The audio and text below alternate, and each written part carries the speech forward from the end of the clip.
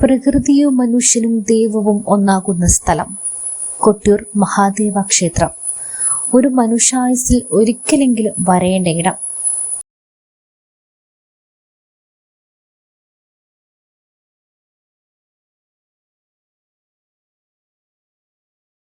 ദക്ഷയാഗ ഭൂമിയാണ് കൊട്ടിയൂർ എന്നാണ് ഐതിഹ്യം. സതീദേവിയെയും ശിവനെയും ക്ഷണിക്കാതെ ദക്ഷൻ ഒരു യാഗം നടത്താൻ തീരുമാനിച്ചു.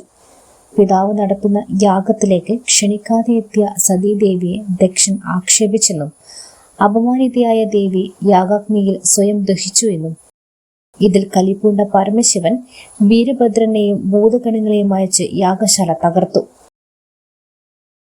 ഭഗവാന്റെ കൽപ്പന പ്രകാരം വീരഭദ്രൻ ദക്ഷന്റെ തലയറുത്തു.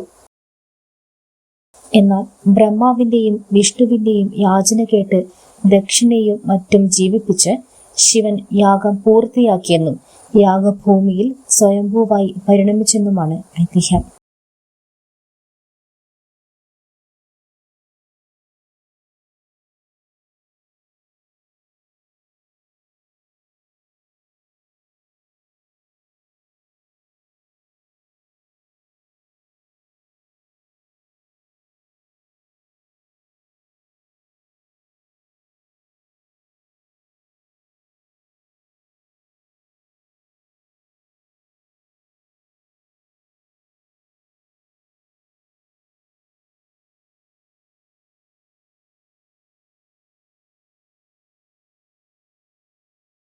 മാവേലി നദിയുടെ ഇരുകരകളിലുമായി അക്കരെ കൊട്ടിയൂർ, ഇക്കരെ കൊട്ടിയൂർ എന്ന രണ്ട് ക്ഷേത്രങ്ങളുണ്ട്.